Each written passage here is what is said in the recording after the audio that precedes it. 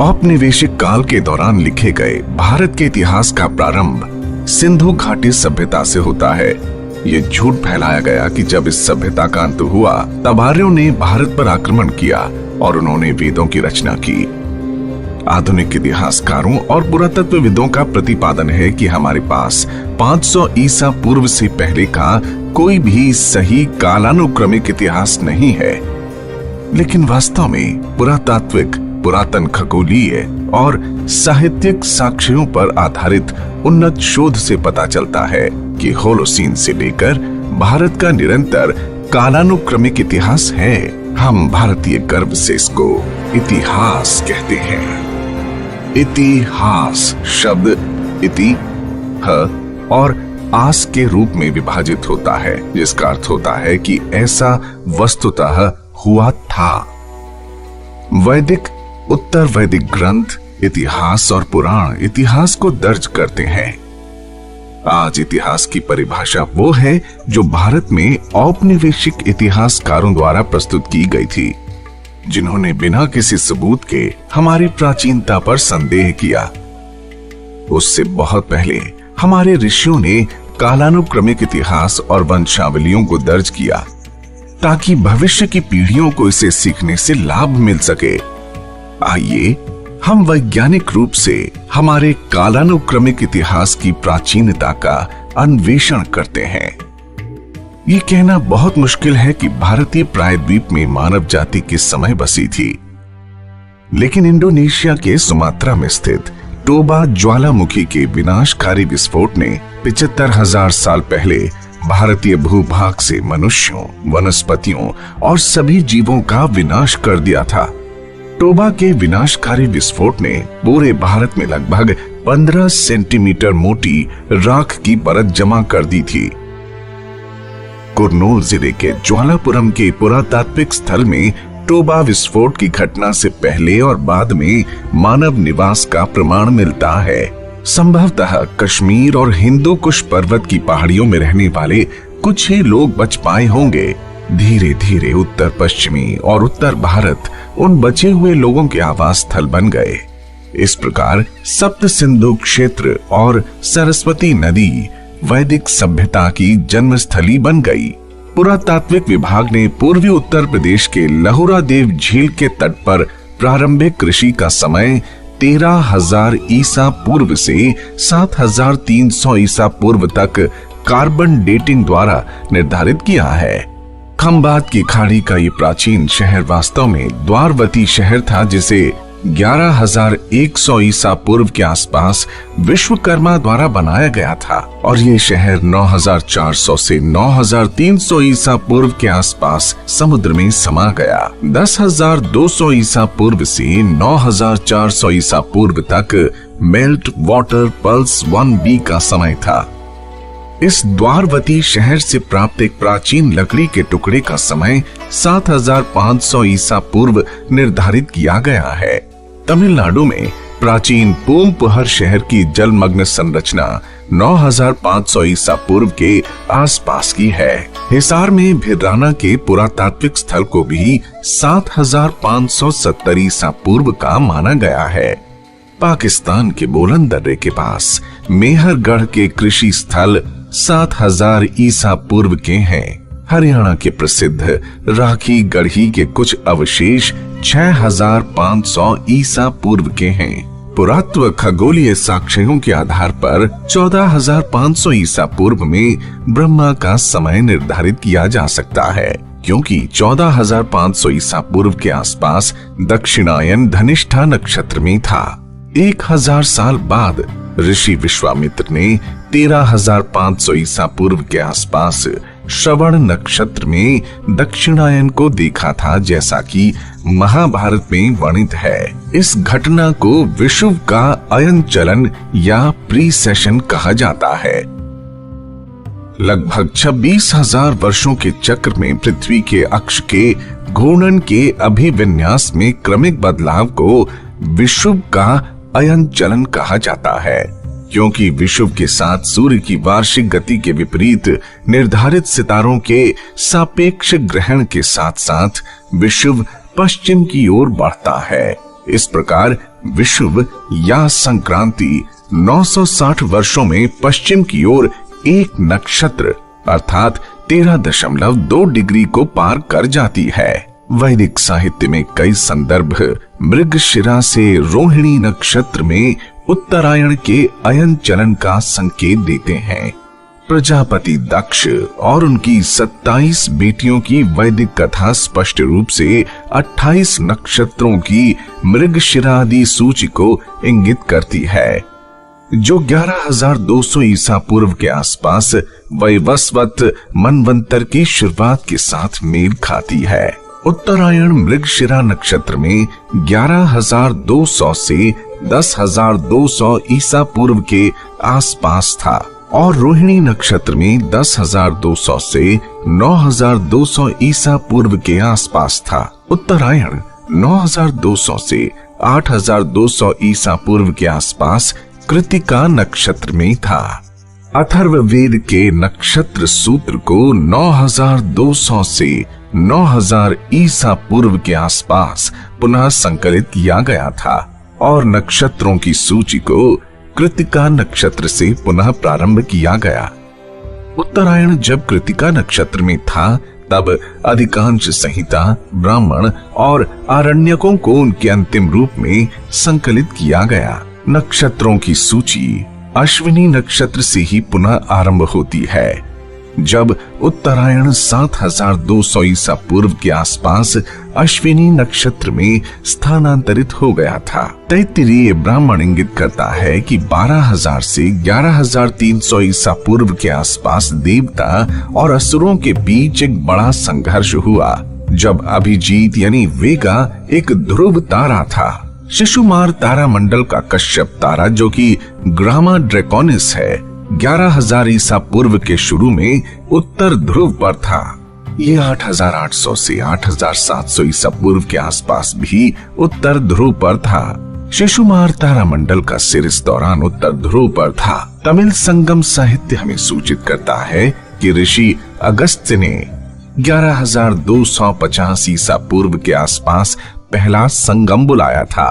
Canopus तारा कन्याकुमारी में रहने वाले लोगों को 11,000 से 10,000 ईसा पूर्व के आसपास पहली बार दिखाई दिया, जिन्होंने इस तारे का नाम अगस्त्य रखा। कश्मीर घाटी एक हिमरूप यानी ग्लेशियल झील थी, जिसे ऋग्वैदिक काल में सतीसर के नाम से जाना जाता था। यह हिमरूप यानी ग्लेशियल झील 12,700 से 11,500 ईसा पूर्व के आसपास मेल्ट वाटर पल्स 1 की अवधि के दौरान निर्मित हुई। वराहमूल यानी बारामूला दर्रा हिमनदों यानी ग्लेशियर्स के पिघले हुए जल को रोक रहा था। नीलमत पुराण दर्शाता है कि कश्मीर घाटी एक बड़ी झील थी, जो वैवस्वत मनवंतर के दौरान आवासीय स्थल के रूप में विकसित हुई। 11,200 ईसा पूर्व के आसपास लगातार बारिश के बाद और विशालकाय उल्कापिंड के पृथ्वी से टकराव के बाद आए बड़े पैमाने पर भूकंप ने बारामूला दर्रे को खोल दिया था और सतीसर का पानी कश्मीर घाटी से बाहर निकल गया, जो मध्य, सिंध और गुजरात क्षेत्रों में भयंकर बाढ़ का कारण बनी थी। यह विनाशकारी बाढ़ वैवस्वत मनु के शासन काल में आई थी।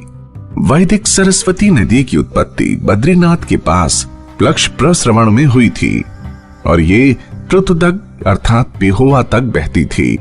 इसके बाद वैदिक नदी सरस्वती ने कुरुक्षेत्र से दक्षिण पश्चिमी दिशा पकड़ी और हिसार, सांभर झील, पुष्कर और जोधपुर से प्रवाहित होते हुए कच्छ के महान रण तक बहने लगी।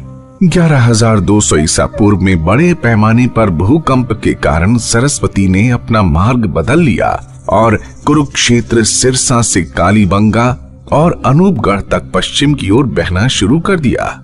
सतलज, यमुना और दृष्टवती सरस्वती की प्रमुख सहायक नदियां थीं। सतलज ने लगभग 14,500 से 13,000 ईसा पूर्व अपना मार्ग बदल लिया।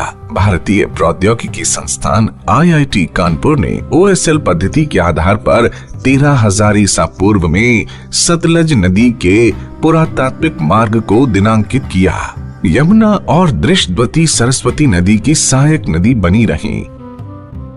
वैदिक काल में यमुना की 2 धाराएं थीं, यमुना की एक धारा पश्चिम की ओर बहती थी और सरस्वती में विलीन हो जाती थी, जबकि एक अन्य धारा पूर्व की ओर बहती थी और प्रयाग में गंगा नदी में विलीन हो जाती थी। सीमांत रूप से यमुना की वाय-वन पुरातात्विक धारा, जो कि सरस्वती की एक सहायक नदी थी, ने 11,200 ईसा पूर्व के आसपास अपनी दिशा बदल दी थी। ऐसा प्रतीत होता है कि यमुना में सरस्वती सत्र के अवभृत अनुष्ठान को सरस्वती और यमुना के विलुप्त संगम के स्मरण के लिए प्रस्तुत किया गया होगा। समुद्र शास्त्रीय अध्ययनों के अनुसार लगभग 10,000 से 9,500 वर्ष पहले 500 वर्षों में समुद्र का स्तर अचानक 28 मीटर बढ़ गया था। 10,000 से 9,500 ईसा पूर्व के इस त्वरित समुद्र स्तर को मेल्ट वाटर पल्स 1B का नाम दिया गया है। इस बात की अत्यधिक संभावना है कि मेल्ट वाटर 1B के अंत में कैम्बे की खाड़ी में द्वारावती शहर 9,400 से 9,300 ईसा पूर्व के आसपास समुद्र में समा गया था। संभवतः द्वारावती शहर के क्षेत्र को पूरी तरह से डूबने में कम से कम 1500 साल लग गए। इस प्रकार खंबात की खाड़ी में डूबे हुए शहर के क्षेत्र में पाया गया लकड़ी का वो टुकड़ा 8,000 से 7,500 ईसा पूर्व के आसपास डूबा था। मयासुर ने कृतयुग के अंत में सूर्य सिद्धांत लिखा था, जब चैत्र शुक्ल प्रतिपदा की तिथि के दिन मेष राशि में सूर्य, चंद्रमा और सभी 5 ग्रह बड़े संयोग में थे। कंप्यूटर सिमुलेशंस निर्णायक रूप से सूर्य सिद्धांत की तिथि 22 फरवरी 6,778 ईसा पूर्व रविवार को स्थापित करते हैं। सप्ताह की अवधारणा 12 साल का जोवियन चक्र, 60 साल का चक्र, 1200 वर्षों का युग, 2700 वर्षों का सप्तर्षि चक्र 6,777 ईसा पूर्व में प्रस्तुत किया गया था। इस प्रकार हम त्रेता युग की अवधि 6,777 से 5,577 ईसा पूर्व के आसपास और द्वापर युग की अवधि 5,577 से 3,177 ईसा पूर्व के आसपास तय कर सकते हैं। ये परंपरागत रूप से दर्ज है कि राम का जन्म त्रेता युग की अंतिम शताब्दी में हुआ था। इस प्रकार श्री राम का जन्म 3 फरवरी 5,674 ईसा पूर्व पुनर्वसु नक्षत्र में हुआ था, जब शनि उच्च पर था। रामायण में लक्ष्मण ने मूल नक्षत्र में एक धूमकेतु और एक ग्रह की स्थिति का वर्णन किया है। जब वानर सेना लंका की ओर कूच करने के लिए तैयार थी, ये खगोलीय अवलोकन सत्यापन योग्य है। शुक्र ग्रह 22 अगस्त से 3 सितंबर तक 5,635 ईसा पूर्व के आसपास मूल नक्षत्र में था और हेली धूमकेतु ने भी 23 अगस्त 5,635 ईसा पूर्व में मूल नक्षत्र में प्रवेश किया था। 23 अगस्त 5,635 ईसा पूर्व हेली धूमकेतु का अपैरेंट मैग्नीट्यूड 2.14 था। ये 23 अगस्त और 23 सितंबर के बीच 5,635 ईसा पूर्व में सूर्यास्त के बाद नग्न आंखों को दिखाई दे रहा था, जो कि धीरे धीरे अदृश्य हो गया। होलोसीन के बाद के समुद्र स्तर वृद्धि के अध्ययन के अनुसार श्रीलंका कम से कम 6,200 ईसा पूर्व तक भारतीय प्रायद्वीप से जुड़ा था। अंतिम pulse melt water pulse 1C MWP 1C 6,200 से 5,600 ईसा पूर्व के आसपास घटित हुआ, जिससे 140 वर्षों से भी कम समय में समुद्र के जल स्तर में 6.5 मीटर की वृद्धि हुई। जाहिर है राम सेतु का क्षेत्र MWP 1C के दौरान समुद्र से डूब गया था। शायद नल ने राम सेतु के निर्माण के लिए जमीनी स्तर को अधिकतम 2 मीटर तक ऊंचा उठाया होगा। धनुषकोडी और तलाई मानर के बीच समुद्र जल स्तर मौजूदा स्तर से कम 14 मीटर नीचे होना चाहिए। इस प्रकार रामायण के युग को 5,677 से 5577 ईसा पूर्व के आसपास स्थापित किया जा सकता है। ऐहोल शिलालेख निर्णायक रूप से महाभारत युद्ध की तारीख को 3162 ईसा पूर्व में स्थापित करता है। वास्तव में भारतीय कालक्रम में जटिल समस्याएं भारतीय प्राचीन संवतों के प्रारंभ में गलत फहमी से उत्पन्न होती हैं। कुर्तकोटी ताम्रपत्र उत्तरी कर्नाटक में शक संवत 530 में अर्थात 9 मई 53 ईसा पूर्व में हुए संपूर्ण सूर्य ग्रहण को संदर्भित करता है, जो निर्णायक रूप से स्थापित करता है कि शक संवत 583 ईसा पूर्व में शुरू हुआ था और शकांत संवत 78 ईस्वी में शुरू हुआ था। इतिहासकारों ने गलती से इन दो संवतों को मिला दिया, जिसके कारण 660 वर्षों की कालानुक्रमिक त्रुटि हुई। तालगुंडा के प्राणेश्वर मंदिर में पाए गए दो समकालीन तांबे के प्लेटों में से एक प्लेट को शक संवत में और दूसरे को शकांत संवत में दिनांकित किया गया है। 660 वर्षों की इस त्रुटि के अलावा बाद में जैन इतिहासकारों ने अनजाने में मौर्य राजा चंद्रगुप्त के साथ भद्रबाहु के एक शिष्य उज्जैन के राजा चंद्रगुप्त की पहचान की, जिसने महावीर को बुद्ध का समकालीन बनाया। वास्तव में बुद्ध ने महावीर निर्वाण के 675 वर्ष पहले निर्वाण प्राप्त किया था। पुराणों और बर्मा के शिलालेखों से स्पष्ट है कि बुद्ध ने 1864 ईसा पूर्व में निर्वाण प्राप्त किया था। लुम्बिनी में हाल की खुदाई और लुम्बिनी में बौद्ध तीर्थ स्थल के केंद्र में स्थित खंदक यानी ट्रेंच C5 से एकत्र किए गए रेडियो कार्बन के नमूने भी 1681 ईसा पूर्व की प्रारंभिक तिथि को दर्शाते हैं। इस प्रकार शक संवत और शकांत संवत के दो अलग अलग इपॉक्स को एक मानने के कारण और भद्रबाहु के शिष्य चंद्रगुप्त की गलत पहचान के कारण बुद्ध निर्वाण की तिथि में 1380 वर्षों की कालानुक्रमिक त्रुटि आ गई है। वस्तुतः बुद्ध निर्वाण 1864 ईसा पूर्व में हुआ था, जो कि 6ठी शताब्दी ईसा पूर्व में आदि शंकराचार्य की पारंपरिक तिथि को सही ठहराती है। वेद वीर आर्य द्वारा किए गए संपूर्ण शोध कार्य को दो पुस्तकों में प्रस्तुत किया गया है। The Chronology of India from Manu to Mahabharata, The Chronology of India from Mahabharata to Medieval Era।